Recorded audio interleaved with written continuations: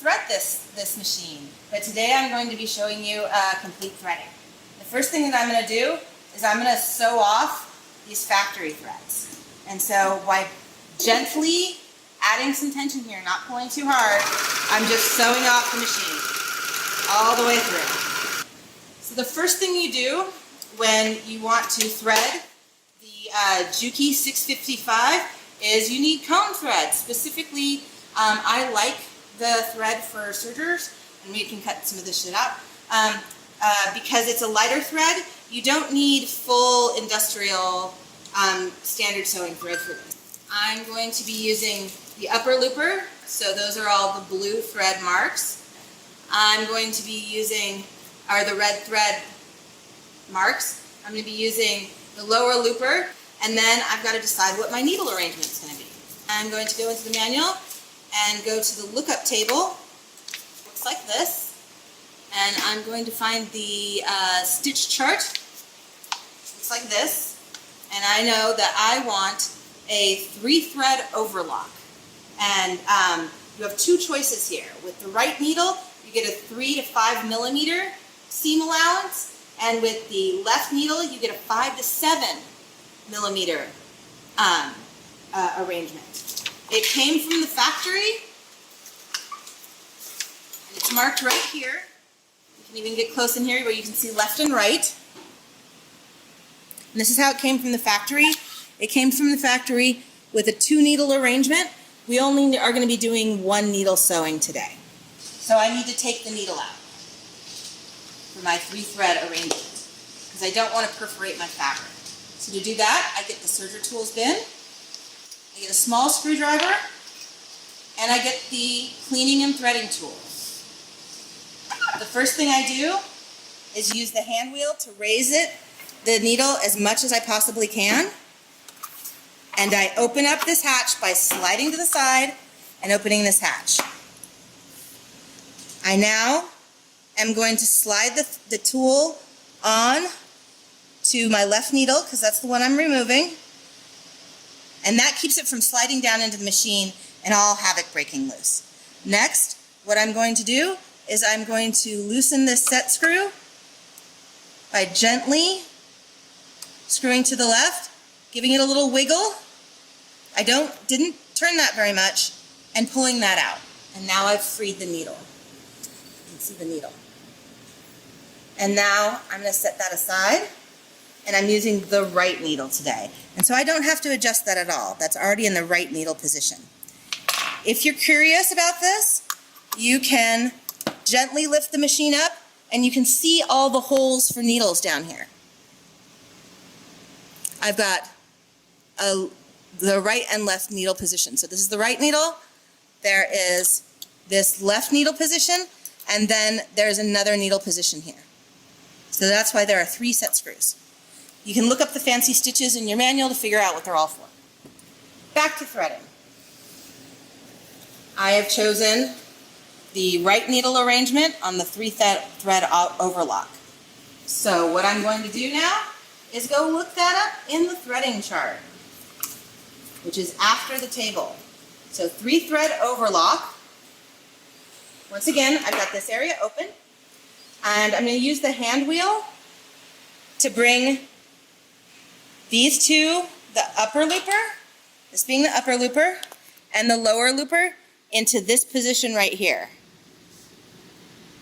so that they're crisscrossed, so that they're not they're not fighting with each other. They're not like this. They're not like this. We want to be like this to thread the machine. So the first thread I'm going to thread is going to be the upper looper. So you follow the little blue marks. Blue mark. Now here's the important thing to remember. All of these tension dials right now are set to default tensions. While you're threading, turn those to 0. You want the no tension while you thread. So next you click into here, go past the tension, wrap it once so that it's smoothly sliding through like that. Then you're going to follow the little blue marks. Go around the dial, over, through this blue mark. There's a blue mark you can't see that well down here. There's a blue mark right here on this threader. Down here, there's little rubber gaskets. So you want that. Then you want to go behind this loop right here. You can see where I'm coming behind it.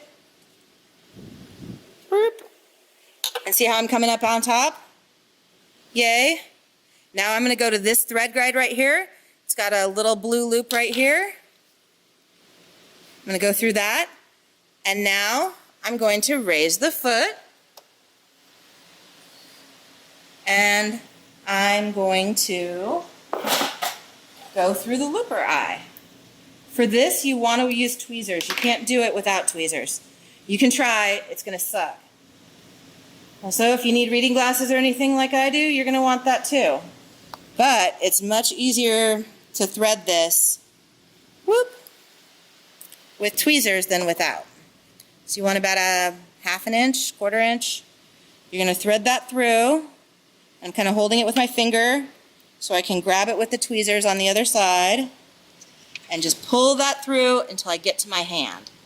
And right now when I pull it, I'm being careful. And I'm using the tweezers to make sure it doesn't get snagged on any of the other machine parts. And right now, I've got the upper looper threaded. And I'm pulling the thread out underneath the feed dogs, or over the feed dogs. So that is threaded. So next, we've got to do the next looper. So put that down, and I'm following the red lines again. Around that, through the red, over the red, again, just following all the little red dots. There's an illustration of this in the manual. Now here's the trick. There's this little white button right here. You've got to depress that to access the rest of what you need to thread. The first place you need to thread, and I do this by making a loop like this so that I can catch it. Come here, you. Catch that. Yay. And I make another loop because the next thing you want to thread is up here. And it's really hard to see, but it's this little hook right there. And I pull it gently so that everything's very clean. And next, I just move that eye so I can get through it. Grab my tweezers again. And this is important. This lower looper has to go over the upper looper thread. That's the important part right here. So I'm pulling him back, and I'm being really careful.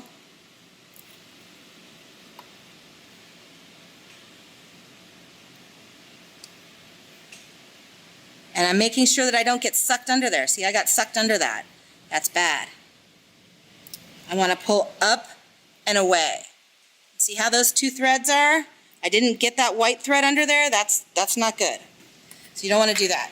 So at this point, you're going to turn the hand wheel a little bit towards you. You can see that everything is secure. Yay, everything's going over the things it's supposed to go under. And then you can hear it. You're going to hear a click later. It's just this piece snapping back into where it needs to go. So it's perfectly threaded. So now we need to thread the needle to figure out what color I need to follow for my needle. So I know that I'm doing a 3-thread overlock with a right needle. So right needle is green. So I'm going to follow all the green marks. So there's the green. So that's green. Green. Green. And I'm following all these green marks through all of these steps up here, whoop, until I get down to here where I have to look up and figure out which one of these 2 thread guides I'm supposed to follow. And that was 3-thread overlock page. I can see in this illustration it's this little. All right, so I'm going to lower the foot and I can see the eye of the needle. And once again, you are in tweezer town, because there's no way you're going to get your fingers in there. You can pull the knife back and pull it up to get it out of your way. This is a sharp knife, be careful.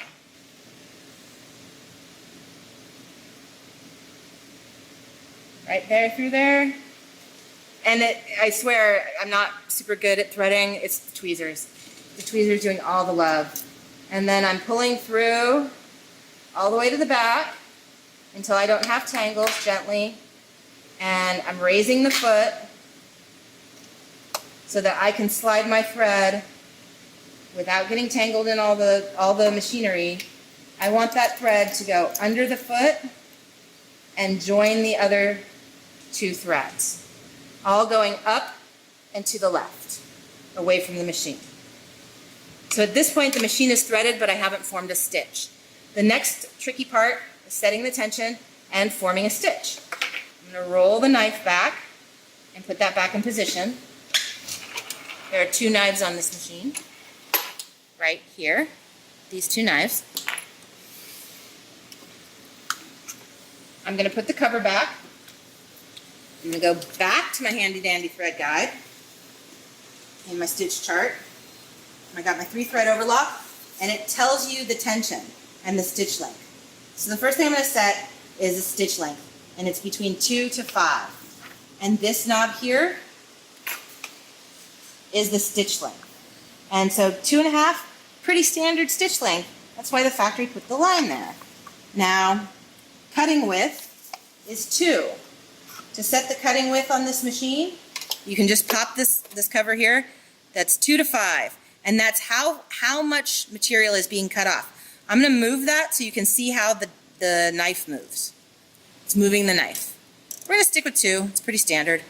I'm going to pull this out so it doesn't get caught. The next thing that I'm going to do is the differential. The differential is the distance that these two feed dogs are pulling apart and coming together. Because there's 2 sets. This knob over here is the differential. And it says that for a 3-thread overlock, for knits, I should be between 1 and 5, and for wovens, between 0 and 7. You're going to have to test your material to really find out. The next thing we want to do is set the tensions, and that's this column right here. And so left needle is between 3 and 5. So between 3 and 5 is 4. Over green, it's still the same thing. We're right needle. Upper looper is between 3 and 5, so that's the blue between 3 and 5. That's got us in 4-town. And shocker, the lower looper is also the same. So now I've dialed up all my tension. And here's the tricky bit.